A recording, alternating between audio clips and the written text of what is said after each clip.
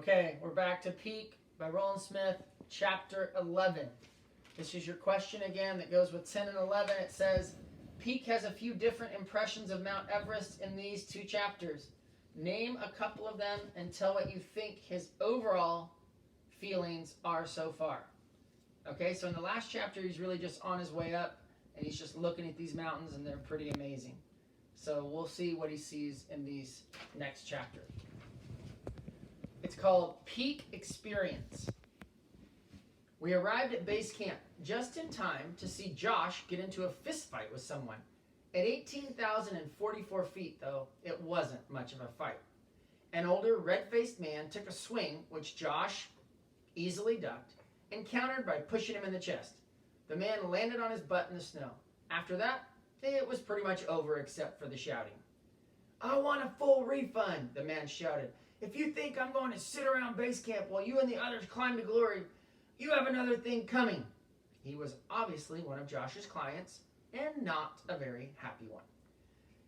It's hard to get up when you are out of breath, swaddled in down clothes with crampons strapped to your boots. Josh offered his hand to help him, but the man slapped it away. "George, you're in no shape to go any further up the mountain," Josh said. "You heard what Dr. Krieger said. You have a bad heart, which you should have told me about before you signed up."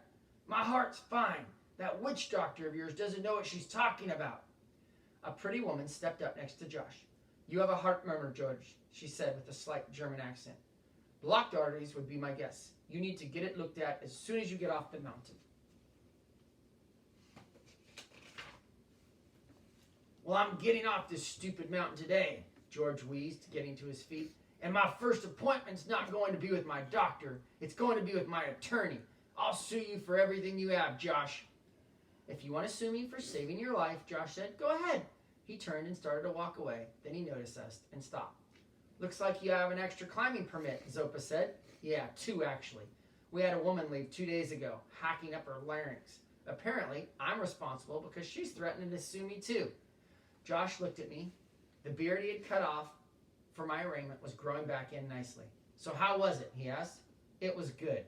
He looked back at Zopa. "Can he make it to the top of the mountain?" Zopa shrugged. Josh glanced over at the truck where Sanjo, Yogi, and Yash were standing. "Do you have room to take George back down?" Zopa nodded. "Those 3 are staying. That is, if you have work." We'll see," Josh said without much enthusiasm. "We might need some base camp help, but with 2 less climbers, we don't need any more climbing Sherpas." He looked back at the small truck, then he looked back at Zopa. "It'll be a tight fit. You'll have to haul George's wife down too, and all their gear. She's in the tent sick as a dog. You'll need to get them both to the hospital as soon as you get to Kathmandu." "There will be enough room," Zopa said. "I'm staying here too, at least for a few days. I'll talk to the driver. He'll get them to Kathmandu safely." Zopa started toward the truck but didn't get very far. A jeep came roaring up and skidded to a stop, blocking his path. Josh swore under his breath. "Captain Sheck, be cool. Let me do the talking." A tall Chinese officer in a crisp green uniform got out of the jeep and walked up to us frowning. "Papers!" "Good afternoon," Josh said with a smile. "No one go until I see papers." "Yeah, of course," Josh said. But the captain was too late. Sanjo, Yogi, and Yash were already gone. Poof. "Show him your visa and passport," Josh said. I dug them out of my pack and I handed them over. Captain Sheck carefully scrutinized them, glancing between me and the photo. "You climb?" "He's my son," Josh answered. "He's on my climbing permit. Last name no match." "He's got his mother's name. We're divorced." I guess it was too complicated to explain that they were never really even married. The captain handed back my passport. Next he checked Zopa's papers, then the driver's. After he finished, he locked his dark eyes on each of us and said, "We watching all you." He climbed back into the jeep and drove away. "He's not kidding about that," Josh said. "Captain Sheck and his men are always watching." He pointed to a small rise with a ramshackle building on top of it. "They have a spotting scope set up there, and the rumor is that he has night vision equipment as well. They monitor the radio transmissions, looking for violations. Sheck's already booted 2 climbing parties this year. Try to stay clear of him. And he doesn't always show up dressed in a uniform. He sometimes dresses like a climber and wanders around camp, catching people unaware. I'll be in the aid tent," and Dr. Krieger walked away. What do you think of base camp so far? Josh asked.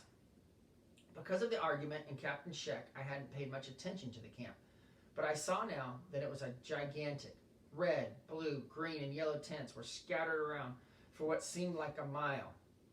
How many people are here? 350 or so, Josh answered. Maybe another 50 acclimatizing further up the mountain.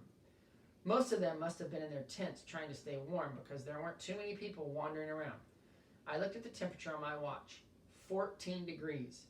According to the wind gauge, the watch Josh gave me did everything. The wind was blowing 10 miles an hour, which brought the temperature down to 3 degrees above zero. Josh looked me over. You breathing okay? Any problems on the way up? Both were good questions, considering this was only the second time I'd been this high on a mountain. The summer before, I had almost made it to the top of Mount McKinley in Alaska. We were at 18,000 feet, 2,000 feet short of the summit when our guide turned us back because of the weather. I've had a headache the past 2 days, I said, but it's going away. Josh pointed at George, who had returned to his tent and was angrily packing his gear. Yeah, my headache's going away too, he said, at least one of them. He looked over at the truck. Sunjo and the brothers had reappeared and were helping Zopa unload it. Who's the kid? His name's Sunjo. Is he with Zopa? Yeah. Interesting, he said. Did Zopa tell you he was going to stay at base camp for a few days? I shook my head. Like you said, Zopa doesn't talk much. Yeah. Well, he's up to something. Like what? Josh smiled. He'll let us know when he's ready. Let's head over to Peak Experience headquarters. I'll introduce you to the base camp crew. Peak Experience? Yeah, I didn't name it after you exactly, Josh admitted, but I probably should have. What are you talking about? Peak Experience is my adventure travel company. We started it last year. I almost wish that I hadn't now. I followed him to a giant orange tent with Peak Experience tagged on the sides. The A in Peak looked like a mountain. He pulled back the flap and he waved me through. Inside were several people and more electronic equipment than I'd ever seen in a tent at 18,000 feet. Or any tent for that matter. Laptops, satellite phones, two-way radios, fax machines, television monitors, and other gizmos. The crew was so busy talking on the phones, listening to the radios, tapping the keyboards, they didn't even notice us. None of them looked like climbers. What is all this? I asked. This is what happens when you get old and start worrying about your future. He pointed to a pudgy guy talking on a satellite phone. That guy over there, that's my business partner, Thaddeus Bowen. The rest of the people are support staff. There was another bunch of them back in the office in Chiang Mai and some up on K2 in Annapurna. You're running 3 expeditions at the same time? He smiled. Get this. Most of our clients are ranked amateurs. Some haven't been higher than 12,000 feet. Stupid, huh? But I'm not alone. There are at least 10 commercial operations like this at base camp. Some of them are running 4 separate expeditions. Things have changed since your mom and I were living out in the back of a rusty old van at El Cap. When he said that he had clients, I assumed he meant experienced climbers. Nothing like this. People, Josh said. This is my son, Peak. I felt a flush of pride. Some of them nodded, some smiled, though none of them fully stopped what they were doing. Thaddeus walked over, covering the mouthpiece of his sat phone. How'd George take the news? Yeah, he took a punch at me, Josh said. Says he's going to sue. Thaddeus rolled his eyes. Great. I'll call our attorney and tell him to get ready. He walked away, resuming his phone conversation. A woman came over and handed Josh a sheet of paper. The film crew should be here later this afternoon, and I finally tracked down the whereabouts of Holly Angelo. The name sounded familiar to me, but I couldn't remember where I'd heard it. Where is she? Josh asked. She's with the film crew, the woman answered. Apparently, she came in on the same flight. The film crew is threatening to murder her. She brought along her own personal chef and massage therapist. So much gear, they had to rent a second truck. I told her she couldn't bring anybody, Josh said, and to travel light. Yeah, well, she didn't listen, the woman said. She's also found out that you have an opening on your climbing permit. She wants to go to the top.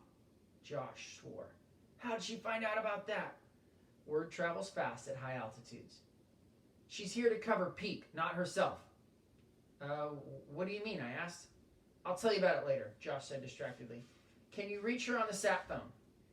If she's not in the middle of a massage, the woman answered. Then she started punching in the numbers. Josh turned to me.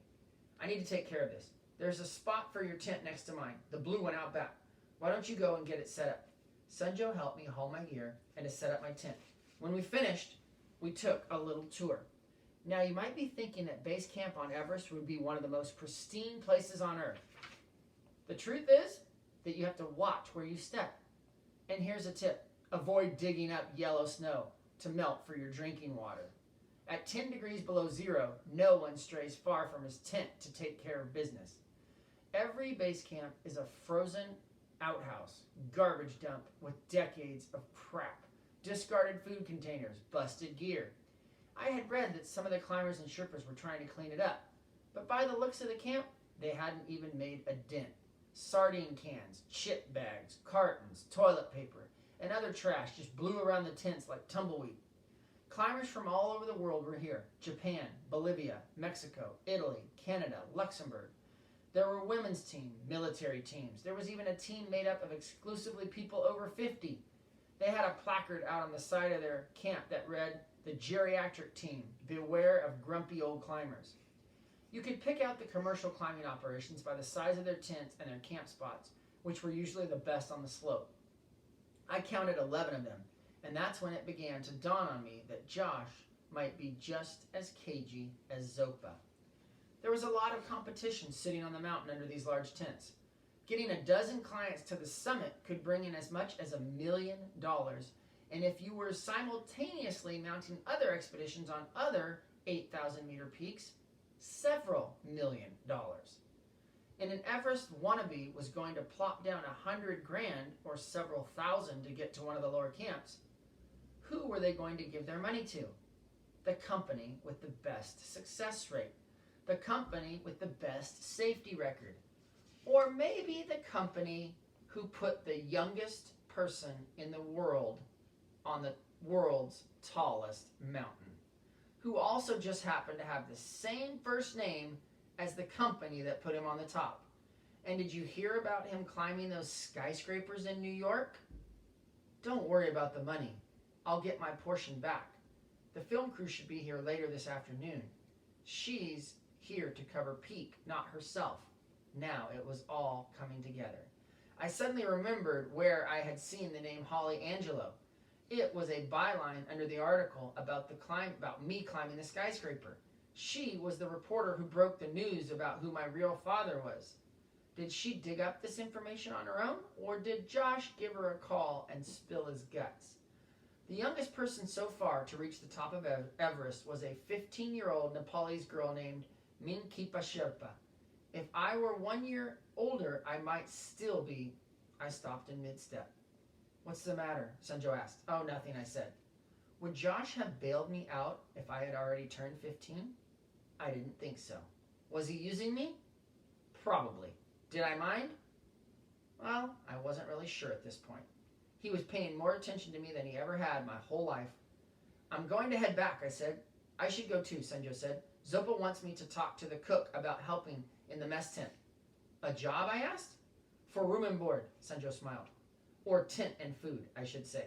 Perhaps it will lead to something else. Tent and food was not going to get the tuition paid. I could talk to my father, I offered. If I asked him, I think he'd hire you for more than tent and food. Sanjo just shook his head. We had better leave that up to Zopa. He brought me to the mountain. It is for him to decide. All right, that's the end of chapter 11. Here's the question one more time. Peak has a few different impressions of Mount Everest in these two chapters. Name a couple of them and tell what you think his overall feelings are so far. All right.